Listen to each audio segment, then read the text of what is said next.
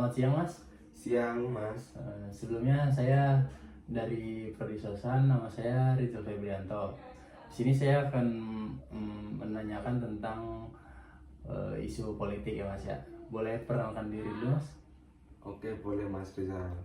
Sebelumnya perkenalkan, nama saya Muhammad Gulam Andiransa, biasanya dipanggil Bula. Oke Mas Gulam.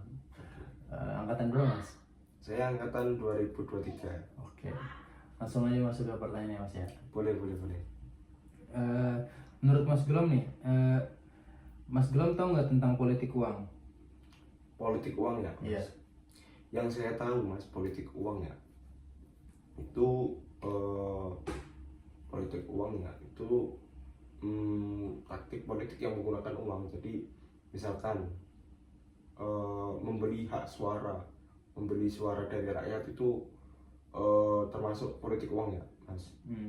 Nah itu ada politik uang itu ada macam-macam sih, bukan ke uang saja sih, ya penting materi lah ya, kayak sembako, kayak uang itu juga termasuk politik uang, macam-macam lah politik uang.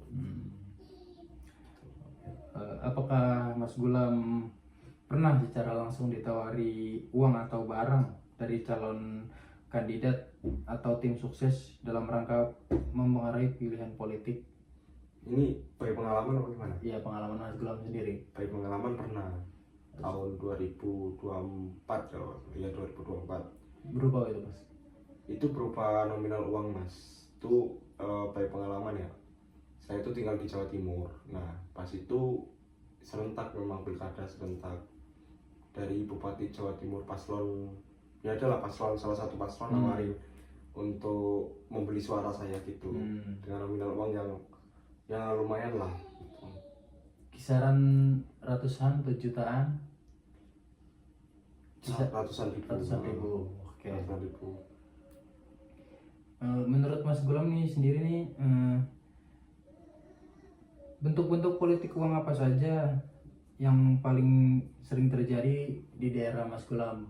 Contohnya seperti tadi yang bilang Mas Gulam, seperti sembako, terus serangan fajar, uang tunai, dan lain-lainnya. Seperti di daerah Mas Gulam sendiri paling sering tuh seperti apa? Yang terasain ya, yang politik uang tuh ya yang sering tuh pakai uang ya, pakai uang gitu, serangan fajar lah kalau bahasa awamnya itu serangan fajar. Jadi ya ada salah satu orang datang dari tim suksesnya salah satu paslon gitu, terus nawarin duit, ya ada apa, jual beli suara lah di situ. Itu dia ngasih duit, terus kita suruh nyoblos salah satu paslon. Dalam apa ya dalam praktek politiknya kan nggak etis ya pakai politik uang. Jadi ya tidak ini kan melanggar etika politik itu aja. Itu sih. Berarti paling sering selalu uang ya, nggak pernah sembako gitu? Ya seringnya uang. Ya, tapi itu, sembako pernah? Sembako pernah ada, tapi yang paling jadi senjata pamungkasnya ya, senjata pemenangan itu pasti uang Mas. Kalau selalu uang kan? Ya kalau uang itu ya, ini kan rata-rata di wilayahku kan orang ya lebih banyak kalangan menengah ke bawah lah daripada kalangan menengah ke atas. Jadi suara itu gampang dibeli, itu aja. Terus apakah menurut Mas Gulam politik uang berdampak signifikan terhadap hasil pemilihan umum di Indonesia ini? Ya, di daerah Mas Gulam sendiri sangat berpengaruh. Ya. Itu saya pernah pengalaman ya teman. Itu pernah saya rasain sendiri bagaimana ngaruhnya money politik itu. Jadi di daerah saya itu adalah dua paslon gitu, paslon. Salah satu paslon itu sebelumnya sudah menjabat jadi orang berpengaruh di daerah saya. Ya, jadi pimpinan lah di daerah saya. Terus paslon 2 itu dari orang luar pemerintahan gitu. Nah, terus si paslon nomor 1 ini yang jadi bupati itu ya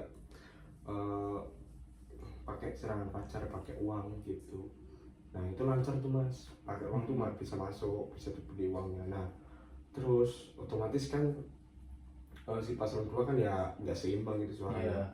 Tapi paslon 2 itu berusaha ya, ini apa ya, ngimbangin terus Ini paslon 1. yang ngimbangin paslon 1, terus disikat juga sama si paslon 1. Jadi pas pembagian duit ini ya, yang paslon 1 tuh lancar aja mas.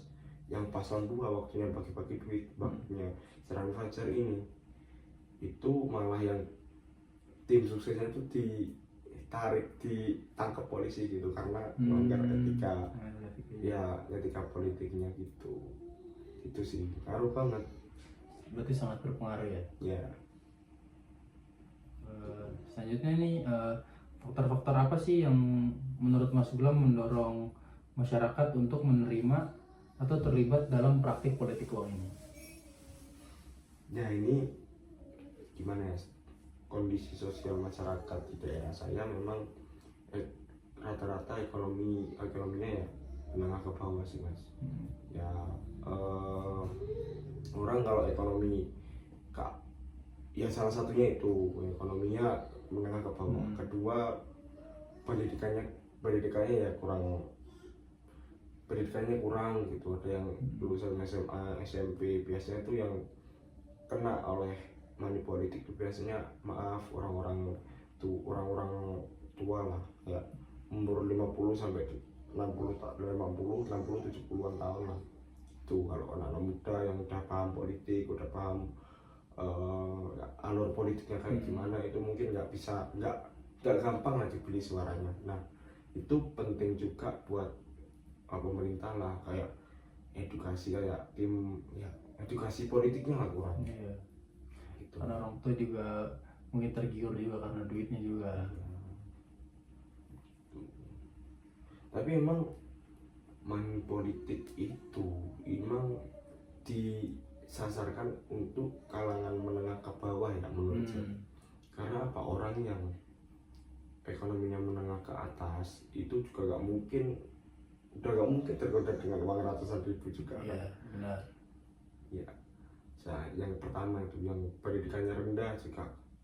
Pendidikan rendah itu biasanya itu yang gampang dibeli suaranya, emang nggak menyampingkan bahwa rezim misalkan dia tuh jadi pemimpin, after dia pilkada pemilu misalkan pemilihan itu gimana kayak kepemimpinannya, kayak ya udah seperti aku dapat duit gitu kan ya.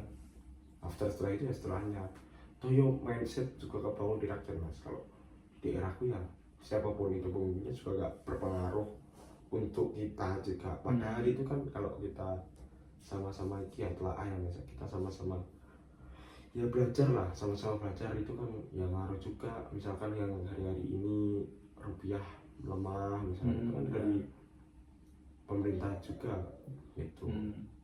Terus BBM naik, rakyat juga terasa. Itu apa gak ada efeknya itu politik itu? Kan ada efeknya. Ada, pasti ada. Meskipun itu jangka panjang apa jangka pendek tetap ada sih. Itu ada. Selanjutnya, menurut Mas Gulam nih, apa peran tokoh masyarakat atau pemuka agama dan juga organisasi kemasyarakatan dalam mencegah atau justru memperlancar praktik politik uang ini? Malah saya tuh justru memperlancar malah. Memperlancar? Iya. Bahkan kenapa tuh mas? Ada ya, ini kan organisasi, ya memang organisasi itu gampang dipolitisasi, kayak ya diambil suara-suaranya saja gitu. Ya misalkan tuh satu orang yang udah berorganisasi bisa ada masa.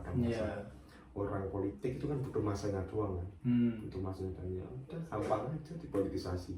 Bahkan yang praktek-praktek politik di sini, di wilayah saya, di daerah saya misalkan, itu rebut-rebutan dulu mas, kayak paslon A itu organisasi apa aja yang dipegang, terus bahkan kepala-kepala desa, mulai dari kepala desa, camat itu ikut ya malah mengintervensi rakyatnya malah gitu sih.